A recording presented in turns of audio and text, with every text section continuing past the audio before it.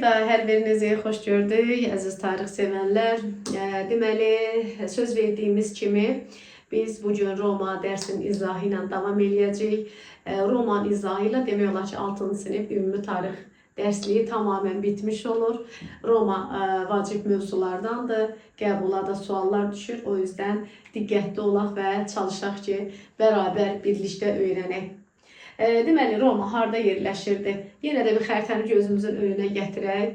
Əlbəttə ki, Avropanın xəritəsini bilməliyik. Avropada demək Aralıq dənizi sahillərində 3 ədəd biz yarımada görürük.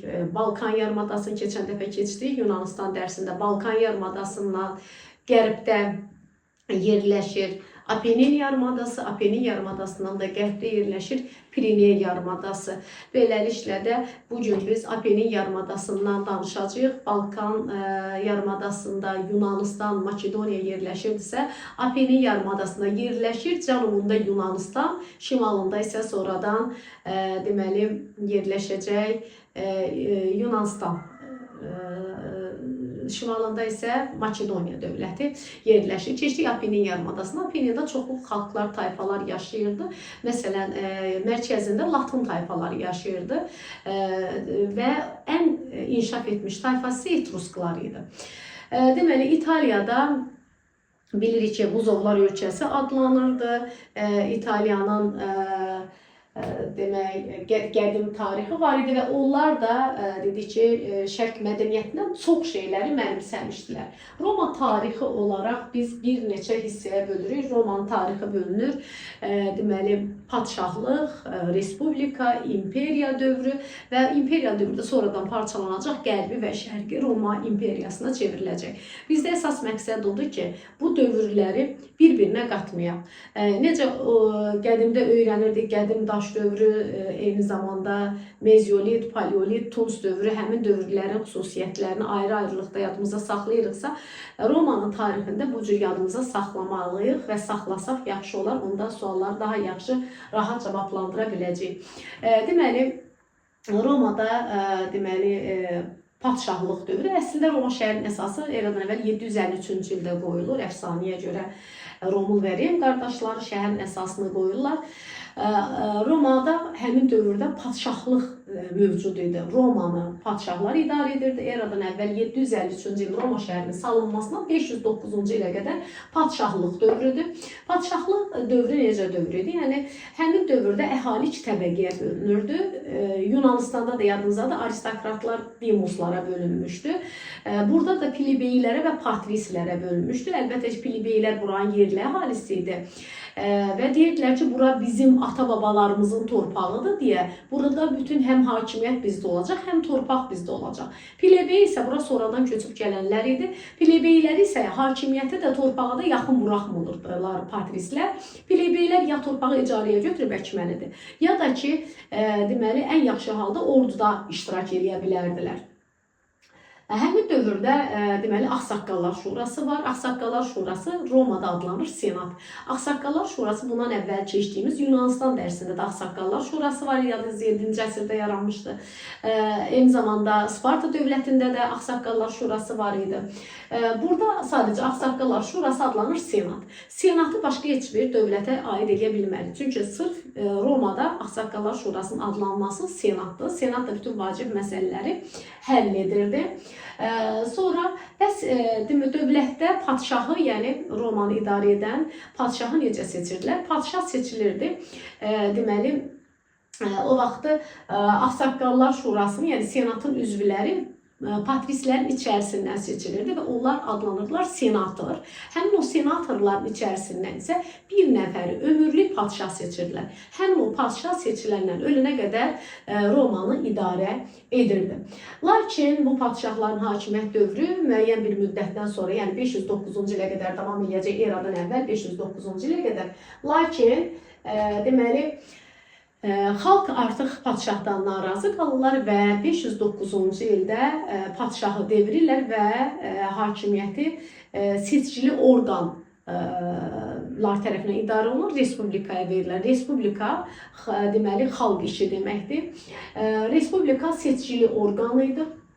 və bu həmin dövrdə, deməli, Respublika dövründə deyək ki, patrislərlə, plebeylərlə yanaşı yenə də bu padşahın devrilməsi iştirak eləsələr də, yenə də əli boş qalmışdılar. Nə dövlətin idarə edilməsinə yaxın buraxılmırdılar, nə də ki, torpaq sahibi deyildilər. Ona görə də Respublika dövründə patrislərlə plebeylər arasında mübarizə kəskinləşir və hardasa 200 il davam edən patris-plebey mübarizəsi var ki, bunun gedişatında deməli, plebeylər bilir ki, ordunun özəyini təşkil edirdilər. Plebeylər ordudan çıxacaqlarını bəyan edəndən sonra patrislər plebeylərə müəyyən qədər güzəştlər edəcəklər. Deməli, eradan əvvəl 509-cu ildən eradan əvvəl 3-cü əsrə qədər hardasa patrislərlə plebeylər arasında mübarizə olur. Nəticədə plebeylər qalib gələcək. Həmin o mübarizənin gedişində dedi ki, bir sıra güzəştlər oldu. Eradan əvvəl 5-ci əsrin əvvəlində deməli, plebeylərə xalq tribunu seçmə hüququ verdilər. Kim idi xalq tribunu? Xalq tribunu deməli, senatda plebeyləri təmsil edən şəxs idi ki, o həm konsulun, həm senatın verdiyi qərarları ləğv edə bilərdi. Yəni, əgər həmin qərar plebeyin mənafeyinə toxunursa, ona qarşıydısa, bir dənə veto, qadağan edirəm deməklə artıq xalq tribunu bu qərarı qəbul etməsinə mane ola bilirdi və xalq tribununu öldürmək ən ağır cəza hesab olunurdu. Sonra 3-cü əsrin əvvəlində isə deməli, Romanın bütün vətəndaşları qanun qarşısında bərabər elan edildilər. Plebeylər isə 3-cü əsrin birinci yarısında onlar da artıq deməli, Romanın tam vətəndaşlıq hüququ olacaq, hüquqlu vətəndaşı olacaqlar, tam hüquqlu vətəndaşına çevriləcəklər. Plebeylər artıq ki, arzusuna çatırlar 3-cü əsrin birinci yarısında. Bu o deməkdir ki, artıq plebeylər vəzifəyə seçilə bilərlər. Lakin burada bir problem var. Vəzifəyə seçilmək mümkündür. Plebeylər istədiyi vəzifəyə seçilə bilərlər. Amma Romada vəzifəyə görə əmək haqqı ödənilmirdi. Bu onun Yunanıstandan fərqi idi. Yadınızda Yunanıstanda Perikldən sonra yəni Demos bütün vəzifəyə seçilə bilərdi və əmək haqqı alırdı. Amma Romada əmək haqqı məsələsi yox idi deyə kasıblar da deməli maraq göstərmirdilər vəzifəyə seçilməyə. Ona görə Roma Respublikası Respublikanın idarəsi bir sıra varlı patrislərin və yaxud da varlı plebeylərin əlində idi. Kasıblar demək olar ki, hakimiyyətdə təmsil olunmurdular. Deməli, Roma Respublikası dövründə idarə etmə nə idi? Deməli, idarə etmə Ağsaqqallar Şurası olan Senata məxsus idi. Senat demək olar ki, bütün vacib məsələləri həll edirdi. Müharibə, sülh, qanunların hazırlanması, maliyyə, bütün vacib məsələlər harada həll olunurdu? Senatda həll olunurdu. Senat qanunları hazırlayırdı. Müzakirə üçün, səs vermək üçün xalq yığıncağını ötürürdü. Xalq yığıncağı isə bunu müzakirə edir, qəbul edirdi. Eyni zamanda xalq yığıncağı konsul vəzifəsini seçir. Yadımızda saxlayırıq. Konsul vəzifəsini seçir ki, hansı qurum? Xalq yığıncağı. 2 konsul seçirdi. Bir ildən həmin o konsul deməli Roma şəhərini idarə edirdi.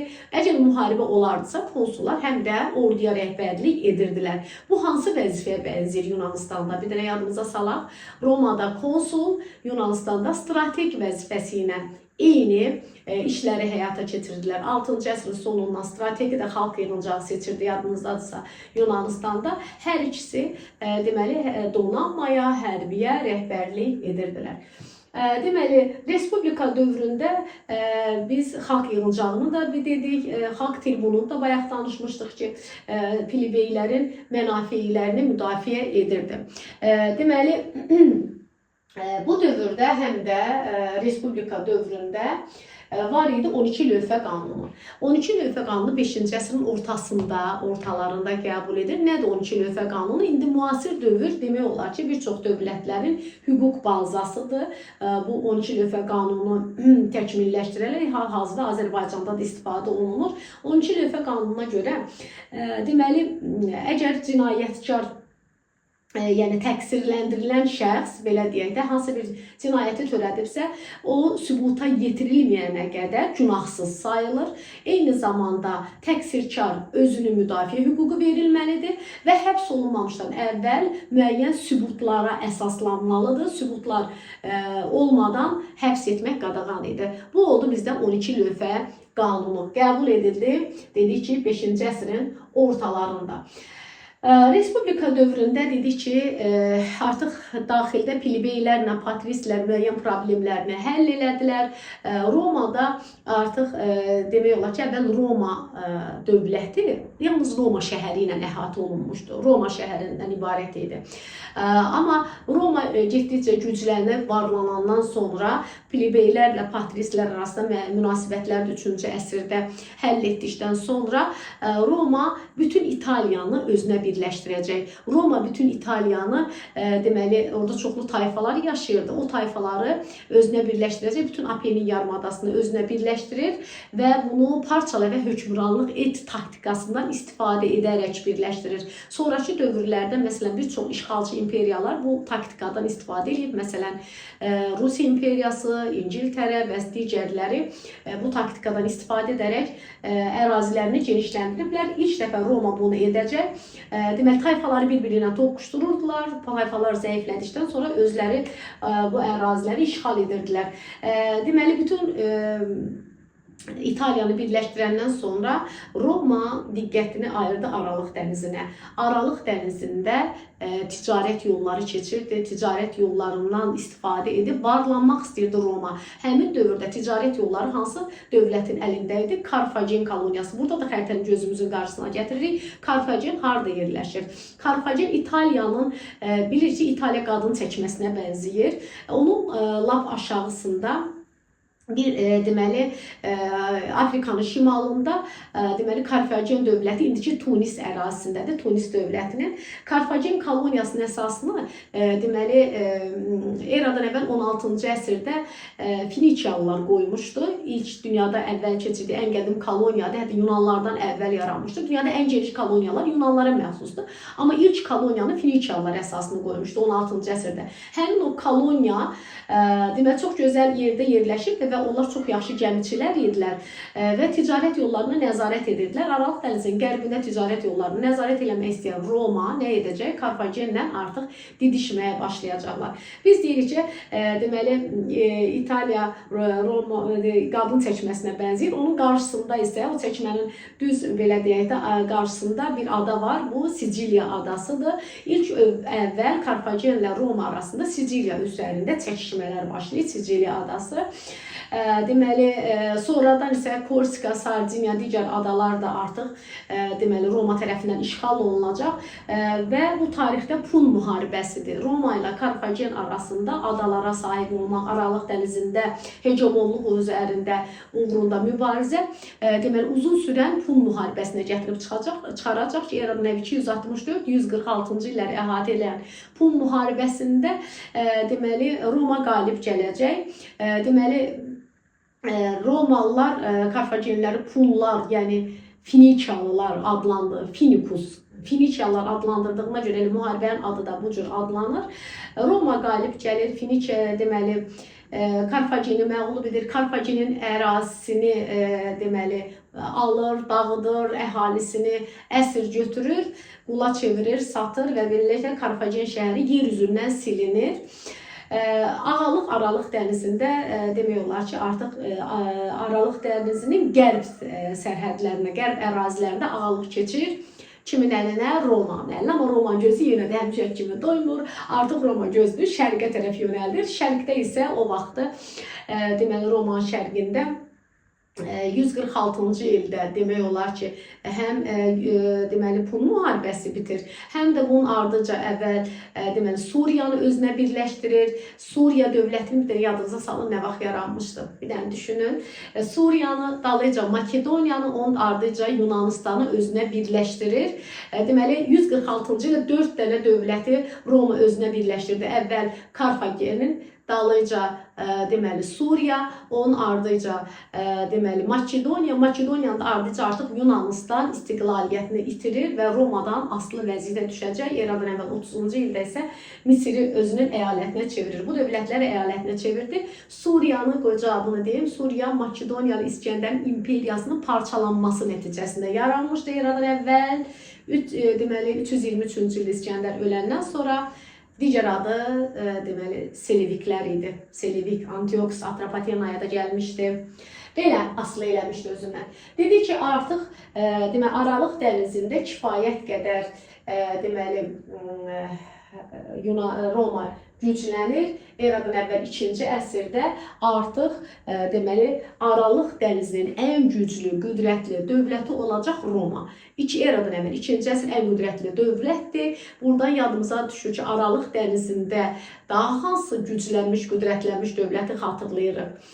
Bəli, bundan öncəki dərsdə Yunanıstanda demişdik ki, eradan əvvəl 5-ci əsrdə Yunan-İran müharibəsindən sonra Yunanistan Aralıq dənizinin hegemon dövlətinə çevrilmişdi.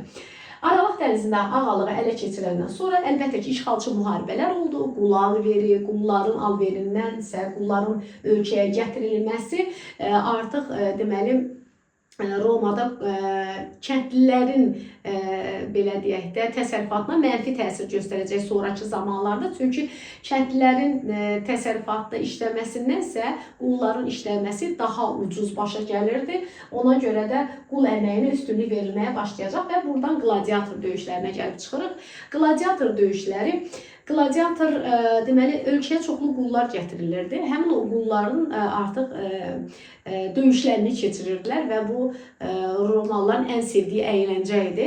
Qladiator döyüşlərini hətta keçirmək üçün amfiteatr tikilmişdi. Amfiteatrda mərkəz meydan var idi ki, teatr tamaşası kimi o arena adlanırdı və orada qullar yarışırdı.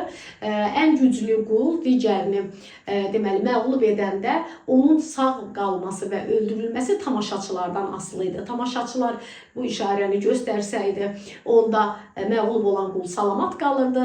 İşarə belə olardısa, həmin qul mütləq qalib qul tərəfindən öldürülməli idi. Bu o qədər maraqlı idi ki, hətta o vaxtı ən çox qladiator döyüşü göstərən imperator xalq tərəfindən seçilirdi, sevilirdi. Ona görə də qladiator döyüşlərini daha maraqlı eləmək üçün Capua şəhərində qladiator məktəbləri açdırmışdılar və orada qladiatorlar belə canlı qulları, biraz çevik qulları götürürdülər. Orada onlara hərb dərsləri, döyüşməyi öyrədirdilər. Sonra onları deməli qladiator yarışlarını keçirirdilər. Lakin bu qladiator deməli növbəti elə burada danışan Spartak rəhbərliyi altında artıq o qullar həmin məktəbdə dostlaşırdılar, bir-birini öldürmək istəmirdilər, buna qarşı üsyan qaldırdılar, Capua şəhərindən qaçırlar, Vezuvi dağında məskunlaşırlar və çoxlu narazı qullar onların yanına axın edir. Bir neçə ordusunu da məhv edirlər Romalıların. Romalılar sonra ən məşhur sərkərdələri olan Krasın, Pompeyin rəhbərliyi altında onlara növbəti üzərinə ordu göndərirlər. Bu vaxtı deyir ki, Spartak əslində ölkəni tərk edib çıxıb gedə bilərdi. Onlar ölkənin cənubunda Siciliya adasına getmək istəyirlər. Çünki Siciliyada bilirsiniz ki, Karfagendən alınmış ərazi idi və Romadan narazı idi. Ona görə də dedilər ki, biz Siciliyaya keçərik, Siciliya əhalisi ilə də birləşib daha böyük üsyan qaldıra bilərik. Ona görə də İtaliyanın cənubuna gəlirlər. Bilir ki, Siciliya adadır. Ora gəmilərinə keçmək mümkündür. Dəniz quldurları da pulunu alırlar, razılıq verirlər ki, Spartaka sən gələrsən, biz sizi Siciliyaya keçirdərik, amma aldadırlar. Siciliyaya keçə bilməyən deməli qladiatorlar üsyançılarla Roma qoşunu arasında son döyüş baş verir. Bu döyüşdə əlbəttə ki, Spartak və onun tərəfdarları məhv edilir, mühasirəyə düşmüşdülər, çünki tələyə düşmüşdülər. Məhv edilir və əsir götürülən 6000 qulu deməli qladiatoru deyir ki, Vezuvidən Romaya gedən yolda 6000 dənə qulu çarmıxa çəkirlər. Beləliklə də deməli Spartak üsyanının yatırılmasında Krasın böyük rol olmuşdu. Bundan sonra Krasın mövqeyi güclənəcək. Deməli biz bir də dedik ki, Spartak üsyanından danışdıq, amma ardıcıllıqla getsək biz bundan əvvəl Qrak qardaşlarından danışmalıydıq. Dedik ki, qulların gətirilməsi kəndliləri müflisləşdirdi. Kəndlilər artıq demək olar ki, kasıblaşırdılar, torpaqlarını əkib becərə bilmirdilər deyə satırdılar və s. Kəndlərin vəziyyəti ağır idi və o dövrdə demək xalq tribunu seçilən iki qardaş var. Qay Qrak və Tiberi Qrak qardaşları var ki, Qrak qardaşları kəndlilərin halına acıyır və belə bir qərar qəbul edirlər ki, deməli Senat əslində buna qarşı çıxır. Amma xalq yığıncağı bu qərarı qəbul edir. Qərar qəbul edirlər ki, 250 hektardan çox torpağı olan ərazilər, həmin o torpaqlar kəsiləcək, ən varlı adamlar 250 hektardan çox artıq olan torpağı kəsiləcək, ən kasıb əhaliyə veriləcək və bu torpağı satmaqda qadağan ediləcək. Bu qərar qəbul olunur və Qayqıraq torpaqları paylamağa başlamışdı ki, əlbəttə ki, varlıların mənafeyinə uyğun olmadığına görə onu öldürürlər, üstünə şər atırlar. Ondan sonra hakimiyyətə gələn deməli qardaş da bu Qıraq qardaşları məsələn Tiberi Qıraqın işini Qayqıraqda davam elətdirir və o da torpaq paylayırdı. Yenə onu da əlbəttə ki, bu işi son başa çatdırmasına icazə vermədilər. O da məhv edildi, öldürüldü. Və onun qanununu da sonradan ləğv elədilər. Əlbəttə ki, o satın alınan kəndli torpağın satılmasını qadağan etmişdi axı. Dedilər ki, bəli, bu torpaqları satmaq da mümkündür. Sonradan həmin torpaqlar yenidən varlıların əlinə keçəcək. Kasıblar torpaqları satacaq, varlılar alacaq. Beləliklə də deməli Romada kəndlərin vəziyyəti heç də yaxşı deyildi. Sonra deməli Romada artıq kəndli ordunun əsasını təşkil edirdi. Romada kəndli öz silahını, sursatını alıb orduya gedirdi. Ordunun əsasını təşkil edirdi. Romada artıq işğalçı müharibələrin belə yüksək zirvəsindədir. Amma orduya cəlb edəcək kəndlisi yoxdur. Çünki kəndli müflisləşib artıq öz silahını ala bilmir. Ona görə də artıq sərkərdələr özləri öz ordularını qururdular və həmin o ordu da sərkərdəyə and içirdi. Dövlətə yox və Roma sərkərdələrinə belə deyək ki, xidmət edirdilər. Bu dövrdə bir neçə sərkərdə var idi ki, onlar məsələn bayaq Krasın adını çəkir. Kras Spartak üsyanını yatırıb, kifayət qədər Spartak üsyanını yatırdığına görə hörməti var. Pompey ilə bir yerdə bunu eləmişdi. Pompey də artıq kifayət qədər nüfuza malikdir. Həm də Pompey harda yadımıza salacaq? Pompey yadınızda Atropatena Albaniyaya da yürüş eləmişdi. Eradan əvvəl 66-cı il, 265-ci il Qanıq döyüşündə Pompey gəlib deməli Albaniyanı, Atropatenanı asılı eləmişdi. Albaniyanı da məğlubiyyətə uğratmışdı. Artıq Pompey də kifayət qədər qüdrətlidir. O vaxt bilirsə qalib gələn sərkərdə Romaya daxil olanda triumf təşkil edilirdi. Dəbdəbəli şəkildə onlar gətirdiyi qənimətlərlə deməli atlara qoşulmuş arabalarda bir Romada bir tur edib öz qənimətlərini göstərirdilər, şöhrətlərini nümayiş elətdirirdilər. Artıq burada 3 dənə sərkərdə var idi ki, Romanı idarə etmək uğrunda mübarizəyə başlamışdılar. Çünki o vaxt artıq Romada imperator hakimiyyəti, deməli, respublika hakimiyyəti zəifləmişdi. Artıq sərkərdələrin nüfuzu güclənmişdi ki, bunlardan Kras, Pompey və Sezar bir-birinin rəqibinə çevrilmişdilər. O dövrdə Sezar seçilir konsul, yadınızdadır, konsul 1 il müddətinə idarə etməli idi. Konsul idarə edir Romanı 1 il müddətini idarə edəndən sonra onu uzaqlaşdırırlar, göndərirlər Qaliyanı idarə etməyə. Sezar da çox döyüşkən olduğuna görə o vaxt Qaliyanın cənubu tək Romanın əlində idi. Bütün Qaliyanı işğal edir, özünə birləşdirir. Deyir, Qallar kimi belə döyüşkən xalqı tabe eləyəndən sonra mən niyə də Romanın tək hakiminə çevrilməyim? Ona görə də deməli ona deyirlər ki, bu sənin üçün həm fəlakət də ola bilər və yaxud da qalibiyyət də ola bilər. Amma o deyir ki, püşk atılmışdır. Artıq mən qərarımı vermişəm. Ölüm də olsa, qalım da olsa mən Romanın hakiminə çevriləcəm və Romaya hücum edir. Güclü, sürətli hücum etdiyinə görə Pompey Romanın müdafiəsini qura bilmir. Sezar hakimiyyəti ələ keçirdir. Deməli, Romada Sezar hakimiyyəti ələ keçirir. Burada deyə bilərsiniz, Kras hardaydı?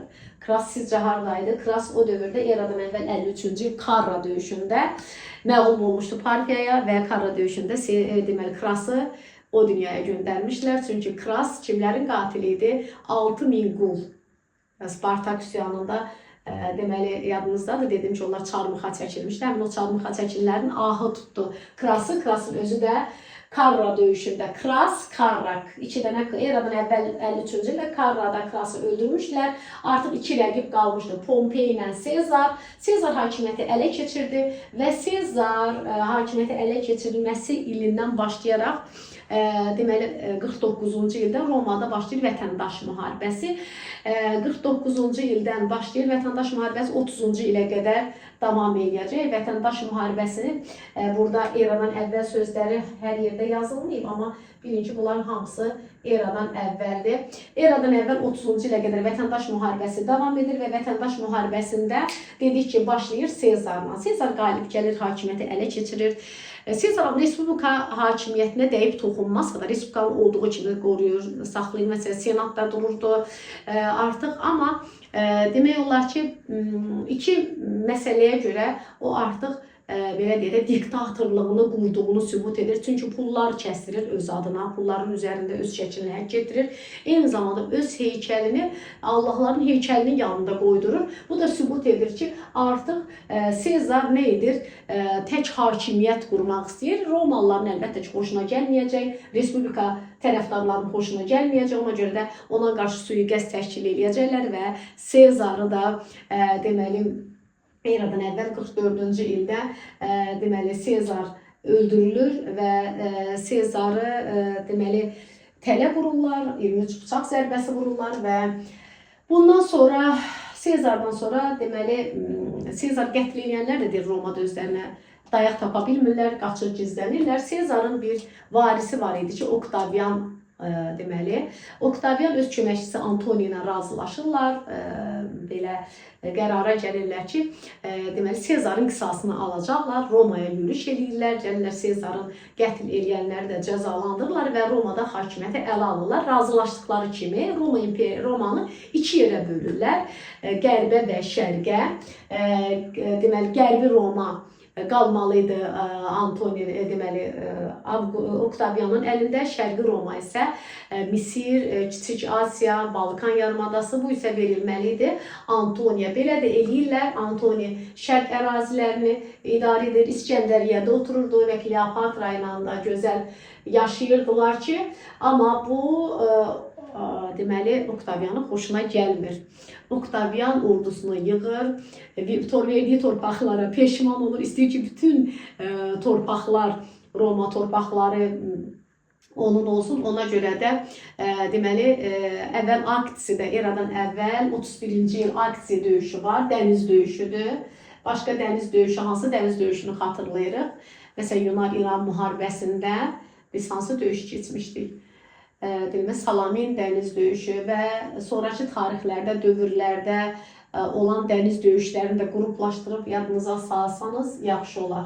Deməli, aksiya döyüşü oldu. Aksiya döyüşündə əlbəttə ki, Antoni məğlub olacaq, Oktavian qalib gələcək. Antoni çıxır gedir İskəndəriyyəsinə. İskəndəriyyədə orada onu təqib edir Oktavian Avqust və eradan əvvəl 30-cu ildə Oktavian Avqust Misrə daxil olur. Misrə daxil olanda həm Antoni, həm Kleopatra özlərini deməli öldürürlər. Ondan sonra Roma deməli keçir, deməli Misir Romanın əyalətinə çevriləcək eradan əvvəl 30-cu ildə.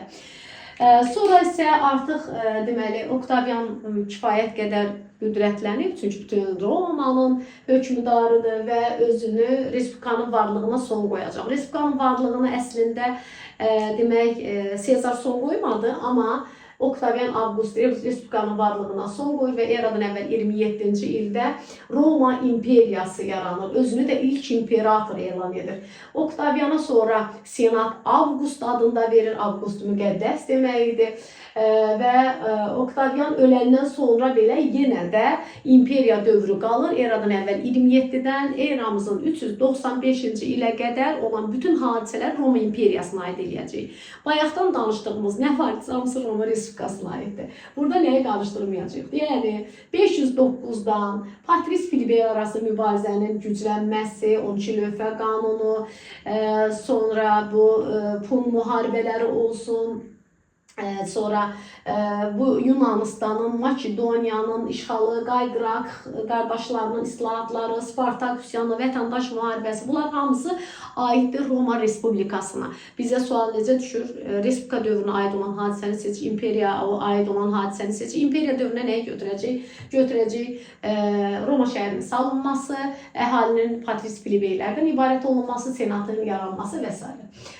Deməli, biz Respublika dövrünü bitirdik. Respublika dövrü bitəndən sonra dedik ki, Oktavian Avqustdan da sonra imperiya davam eləyəcək. İmperiya davam eləyəndə imperiya özünün ən qüdrətli dövrünə qədəm qoyacaq. Çünki artıq kifayət qədər ərazilərini də genişləndiribdir və həmin dövrdə imperiyanın, Roma imperiyasının ən qüdrətli deməli imperatorlarından sonuncu qüdrətli imperatoru Mark Trayandır. Mark Trayan eradan əvvəl 1-ci əsrin sonu 98-117-ci illərdə hakimiyyətdə olur. 115-117-ci illərdə isə uğurlu yürüşlər təşkil edir.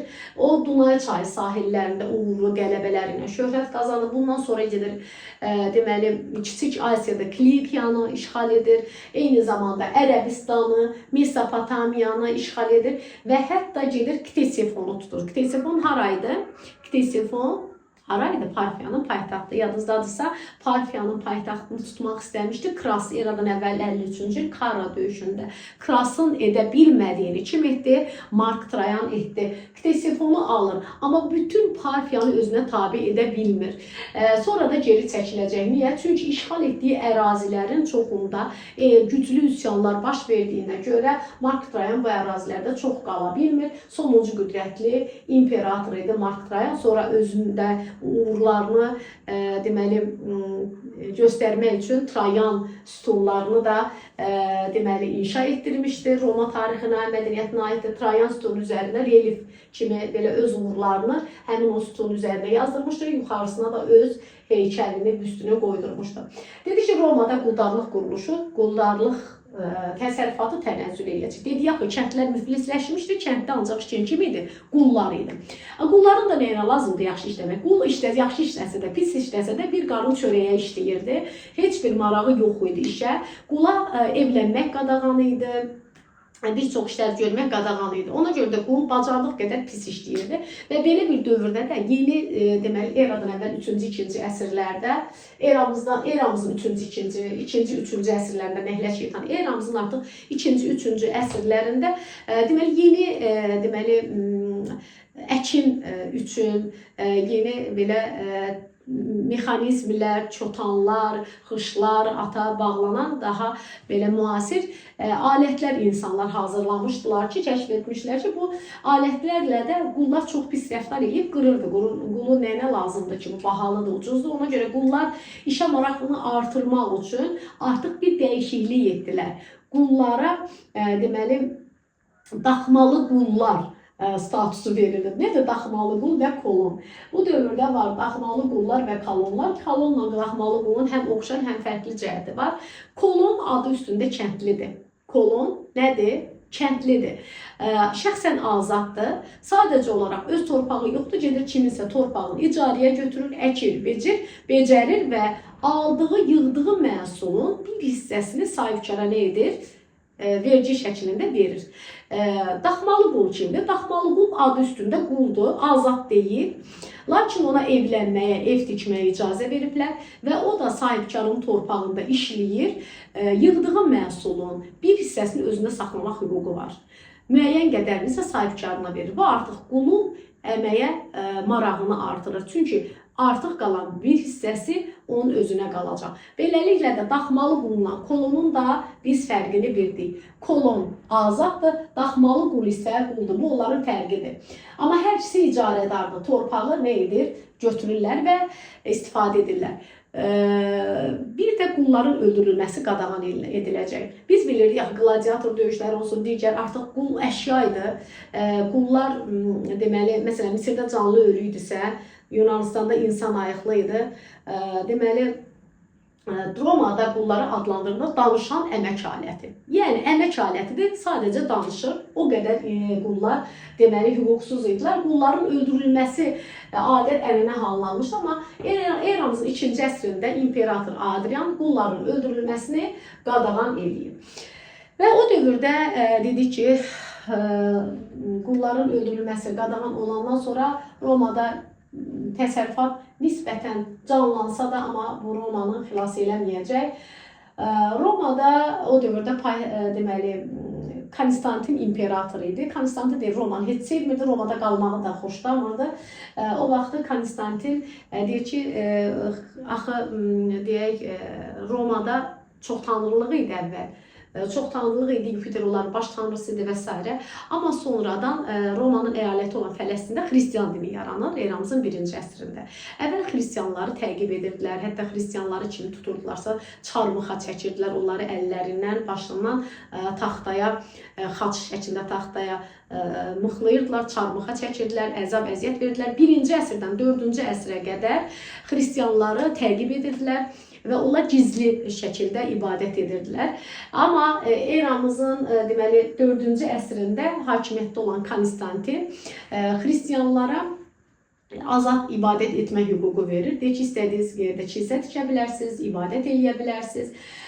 Və ona görə də xristian əhali minnətdarlıq hissi ilə ona bir şəhər saldırırlar. Həmin şəhər köhnə Vizanti koloniyasının, Yunan koloniyasının yerində yerləşirdi və Konstantinin şərəfinə bu şəhəri adlandırdılar Konstantinopol. Demək olar ki, Konstantinin günü Konstantinopolda, indiki İstanbul şəhərində keçirdi. Romaya demək olar ki, elə sıx-sıx da getmirdi. Konstantina köçməsi deyir ki, Romanın əyalətləri ilə deməli əlaqəsi yol uzandığına görə pisləşmişdi. Roma öz vilayətlərlə əvvəl kimi sıx əlaqə saxlaya bilmirdi. Bu bilirsiniz hansı hadisəyə bənzəyir? O vaxtı Çinin deməli Monqollar Çinə gedir, paytaxtı Pekinə köçürəndən sonra Kubilay xan onun da əyalətləri ilə deməli əlaqəsi zəifləyir, çünki mərkəzdən uzaqlaşdığına görə o da deməli Monqolun ulusluğa bölünməsinə səbəb olmuşdu. Burada da Konstantinin günü keçir harda? Konstantinopolda. Ona görə də əyalətlər arasında əlaqə zəifləyir və Roma imperiyası 2 yerə bölünəcək. 395-ci ildə Roma imperiyası bölünür 2 yerə.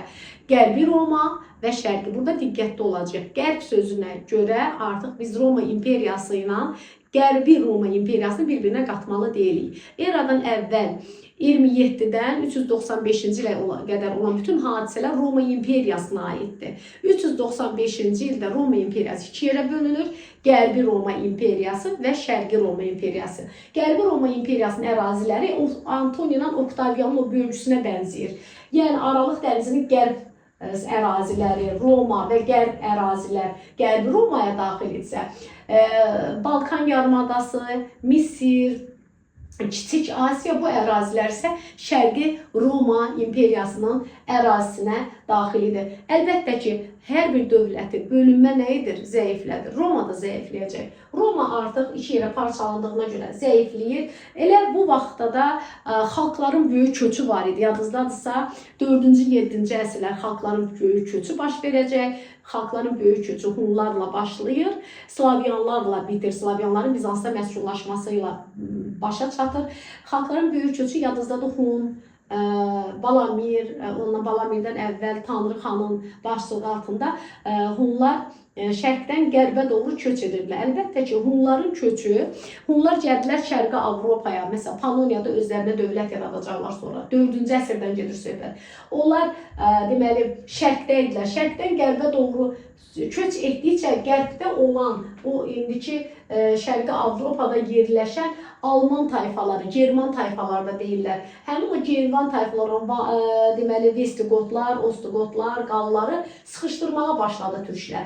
Onları sıxışdırdıqca da həmin tayfalar gəldilər Romanın sərhədlərinə sıxışdılar. Roma imperatorları əvvəl onlarda danışıqlara girdilər, dedilər bizim sərhədlərimizi qoruyun, biz sizə müəyyən qədər müvacib verərik, ərzaq verərik.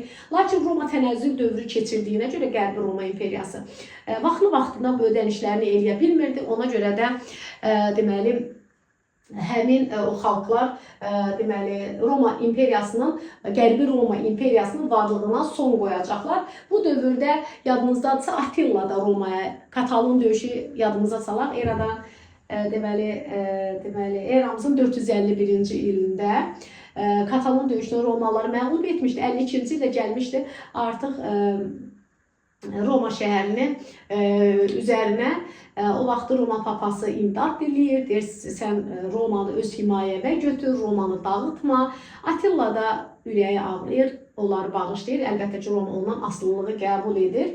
Roma şəhərini Attila əhv eləyir, amma Vandallar əhv eləmir. 455-ci ildə Vandal tayfası hücum eləyəcək, Roma şəhərini məhv eləyəcək. Demək olar ki, Roma şəhərini daşı daş üstə qoymurlar, heykəlləri qırırlar, dağıdırlar, binaları, kitabları, hər şeyi məhv edirlər. Ona görə də bu böyük dağıntıdan sonra əhalinin 10 minlərlə insanı qılıncdan keçirdirlər.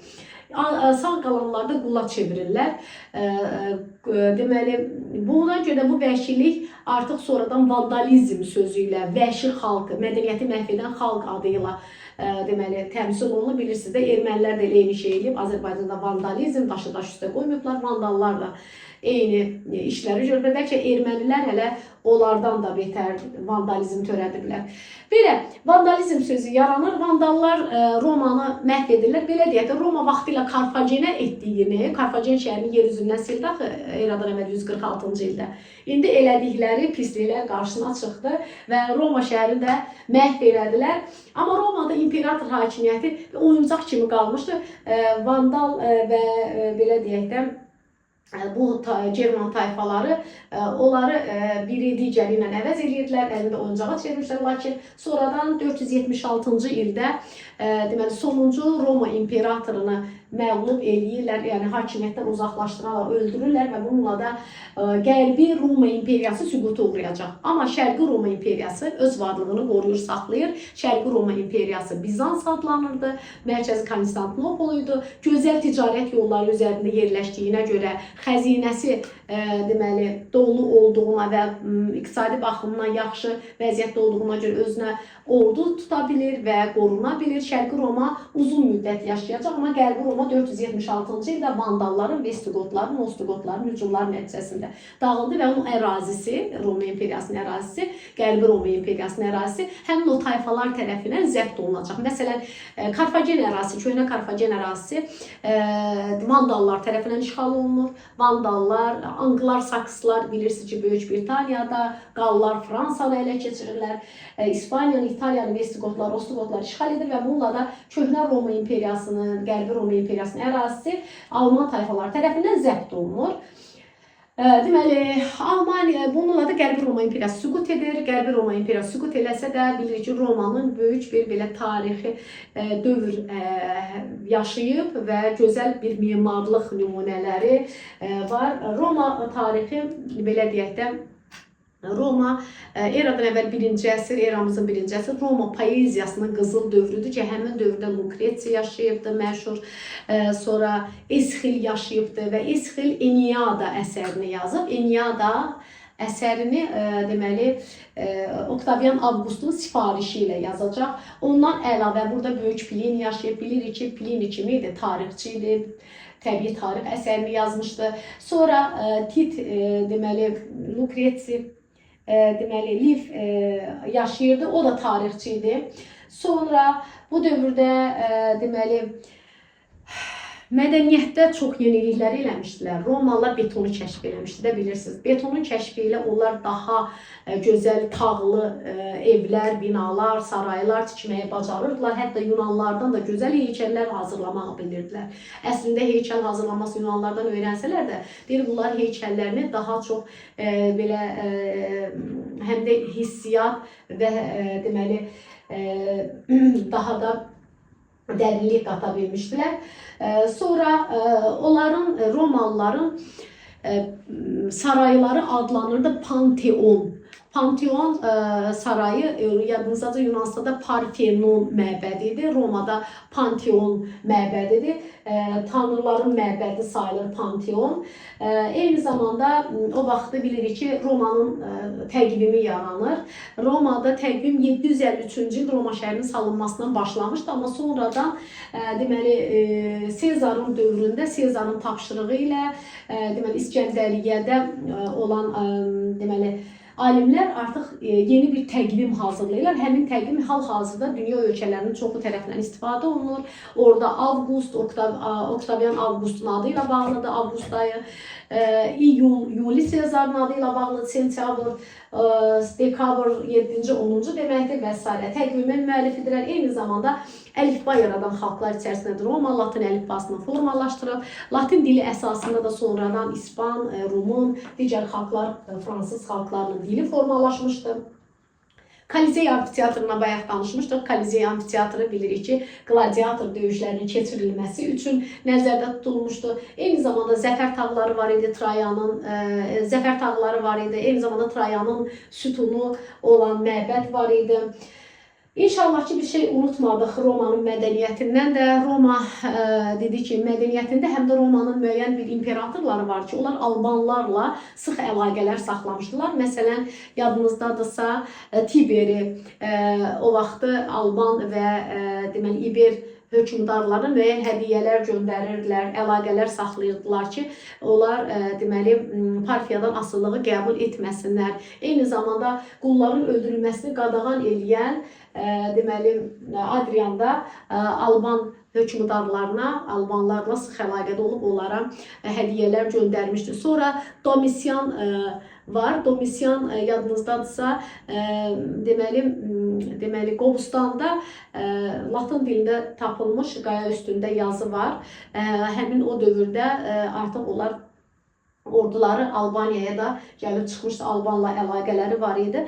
Belə, Roma tarixinin Yunanistan tarixi ilə sıx əlaqələri var. Onların ikisini bir yerdə oxuyandan sonra mütləq Venn diaqramı şəklində müqayisə də etmək olar. Hər ikisində bax deyək ki, seçkili orqanlar fəaliyyət göstərir. Hər ikisi eradan əvvəl 6-cı əsrin sonlarından xalqın dəstəyi ilə demokratik seçkili orqanlar fəaliyyət göstərib. Hər ikisində əhali deməli iki qrupa bölünürdü. Patris plebey və yaxud da aristokrat demoslara, hər ikisində xalq yığıncağı fəaliyyət, Ağsaqqallar Şurası, xalq yığıncağı fəaliyyət göstərib. Hər ikisində seçkili orqanlar olubdu. Sadəcə olaraq Roma daha böyük və geniş əraziləri əhatə edən imperiyaya çevrilə bilib və Yunanistan özünü belə öz imperiyasının ərazilərinə qatıb əyalətinə çevirə bilmişdi. Bu günlük bu qədər. Ümidvaram ki, faydalı oldu. Çalışdım ki, Romanın belə deyək də uşaqlar tərəfindən, abituriyentlər və müdavimlər tərəfindən deyək ki, çətinliklə çəkirdilər öyrənməyə. Çətinlik çəkdikləri mövzuları daha asan dildə sizə izah etməyə çalışdıq. Bu günlük bu qədər. Görüşənədək.